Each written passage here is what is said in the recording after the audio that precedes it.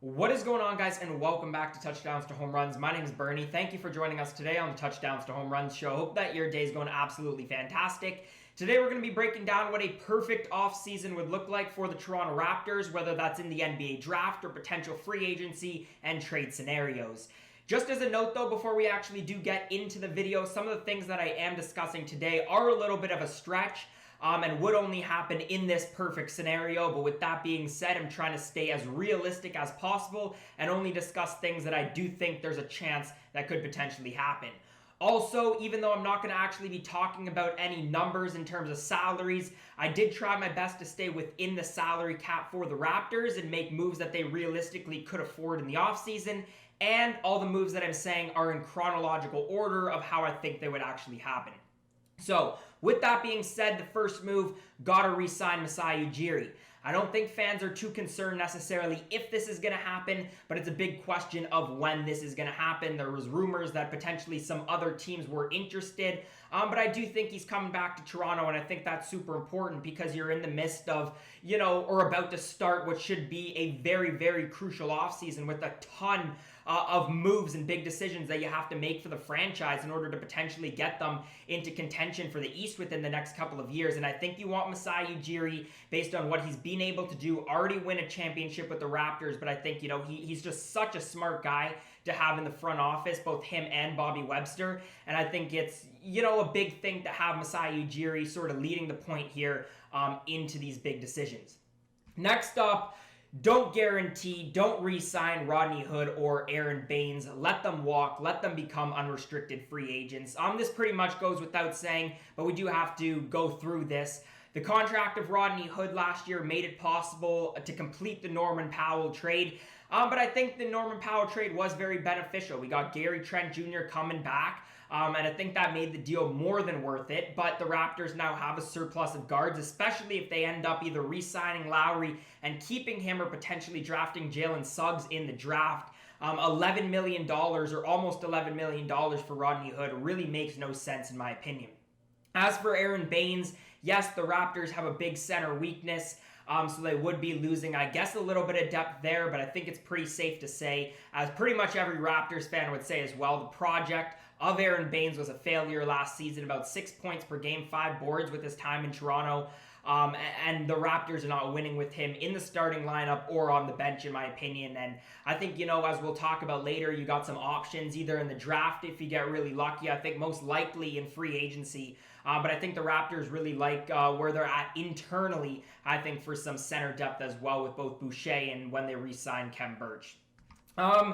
Third up is the NBA draft. Now, this is a little bit of a tough one to break down, but I guess in a perfect scenario, you would say you get either Evan Mobley or Jalen Green, who fall down from 2 and 3, which is where I project them at, to number 4. Now, the tough part about this is that either Houston or Cleveland, assuming neither of them move the picks, has to pick Jalen Suggs or I guess Kuminga over Mobley or Green to allow one of these guys to fall, and assuming that Cade Cunningham is a lock to go number 1. Now, what makes this tough is sort of different from the Raptors. No team that's picking ahead of the Raptors, in my opinion, is in a situation where you don't pick the best player available. Both Houston or Cleveland, yes, they have some good young pieces, especially Cleveland with their young guards who had a pretty good start to last season and looked like they definitely took a step forward. But again, I still think you pick the best player available. Now, in this perfect scenario, if let's say Evan Mobley falls down to the Raptors, of course, this is the best case scenario in the draft. Makes a lot of sense for the Raptors positionally. Only real draft prospect who could bolster the Raptors at the 5 position and make an immediate impact, and he is the best two-way player in the draft. You're talking about a guy who's a prolific defender, but he does a lot on the offensive side of the ball as well, solid around the rim, has a bit of range as well in terms of his shot. And then Jalen Green, I know a lot of Raptors fans were talking about this on the night of the NBA draft lottery, that, you'd be fine with either Jalen's, that the Raptors would have the opportunity to draft. But Jalen Green in particular, best shooter in this year's draft, easily in my opinion, has range from essentially anywhere on the court, but what makes him really impressive is his lightning quick release. So not only is he a tremendous shooter, but he's great at, getting the ball off his fingers really quickly. Put up tremendous numbers last year in the G League, so has some experience against, I guess, better competition, if you want to call it that. If the draft doesn't end up going that way, though, I don't think that, drafting Suggs or Kuminga is, not a perfect offseason. I think Suggs, what he can do to potentially replace Kyle Lowry if they don't bring him back with his leadership, high basketball IQ, is a very efficient scorer, I think could be beneficial for the Raptors. And then Kuminga, as I've mentioned in previous videos, a guy who could add size to this Raptors lineup, which I think is much needed, and he's a great inside player, essentially unstoppable around the rim. Fourth up, either re-sign or trade, or either re-sign and keep or sign and trade Kyle Lowry. But you got to have a legit plan going into this. I think that the Raptors signing and trading him is the more likely scenario, but obviously some people want Lowry to retire with the Raptors, and rightfully so. He's done a lot for the franchise. But in my opinion, the Raptors got a surplus of guards, especially if you want to draft Jalen Suggs, and you've got a ton of guys there. So it also makes the draft a little bit tougher.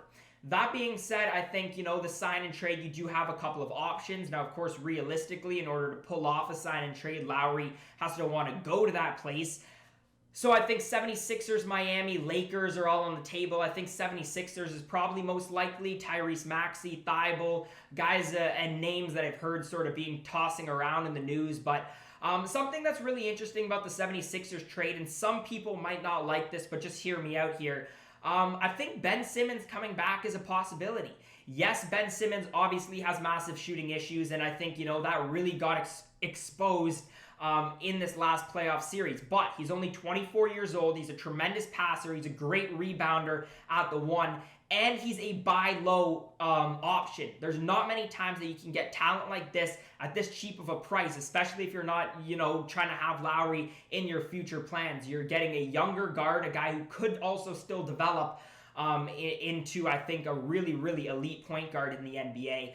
Another option would be to the Heat. I think Duncan Robinson's an interesting name. Now, Miami signed him for a little bit more than I think I would have signed him for. I think it was about $18 million, but yeah, I think 76ers would be more likely. I think, again, a lot of these sign and trade possibilities have to do just with what the Raptors are planning to do in terms of free agency, and especially with the draft, and then how much they're confident in their guys internally. But I think that these potential trade scenarios, I think the sign and trades are likely enough or reasonable enough in order to consider them, I think, moving forward into this offseason.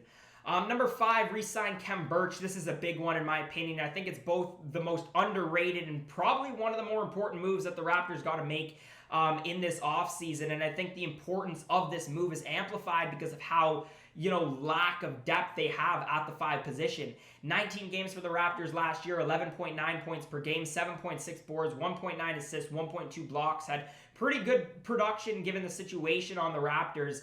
And I think, even if you do somehow pull off drafting a guy like Mobley at draft night, Khem Birch is still a guy that you want to probably start, because Mobley especially needs to add some muscle, some strength, some weight to him. But I think regardless, especially if you get a young center, it's important that you start him off the bench. Number 6, second last one. If you spend money, make it count positionally. I'm talking about free agency wise. And there's 2 guys that I really like. I like Kelly Olynk and I like Richaun Holmes. I don't really want to get into too much breaking down the guys in free agencies, because I think this is a whole separate video. But Kelly Olynk and Richaun Holmes are 2 guys that I think provide a lot of great value potentially if they end up starting for the Raptors. They're not necessarily the flashiest centers in the league, but they do 2 things really well. They both can score the basketball, and they both rebound the basketball very well, which is something that the Raptors could definitely use more of with their big men. And I also think, again, you get a lot of value potentially in these contracts. I don't know how high the demand is going to be, at least for Richaun Holmes. Kelly Olynk, in my opinion, might be a little bit more. But, I think this is a lot better of a move than potentially putting together a big trade package, going for a guy like Karl Anthony Towns or something like that, which doesn't make a lot of sense, in my opinion.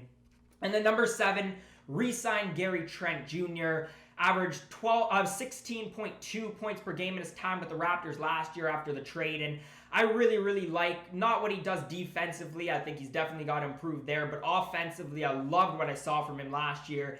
And I think he's very enticing, only being 22 years old, somebody who could definitely be in the future of the Toronto Raptors. What worries me here, though, is the value of the contract. I do think that other teams around the league will put in an offer sheet, probably a little bit more than the Raptors want to offer Gary Trent. But with that, a perfect scenario would be probably $15 million and under per year over a 2, 3, 4-year contract. I wouldn't go much more than that. And yeah, I do think that the Raptors should bring back Gary Trent. So with that being said, that would leave the Raptors roster something like Simmons, VanVleet, OG Anunoby, Siakam when he's healthy, and then Khem, Birch. And then Malachi Flynn, Gary Trent, Boucher, Mobley, or Jalen Green, or Suggs, or whoever they end up drafting in the NBA. I think this does still have some issues at the 5 position. Oh, and I forgot to mention if they end up signing Kelly Olynk or Richaun Holmes. But I still think that the 5 would be a little bit of a depth issue, but I do think it would be improved. And I do think that if everyone's fully healthy, that the Raptors are making a good step into becoming Eastern Conference contenders once again. But anyways, guys, if you did make it to this point in the video, thank you so much for watching. Let me know your thoughts, comments, predictions on anything that I talked about today. Do you agree or disagree? If you did enjoy today's video, make sure to smash that thumbs up button, subscribe to Touchdowns to Home Runs for more content just like this. As always, guys, thank you so much for watching, and I hope to see you again next time.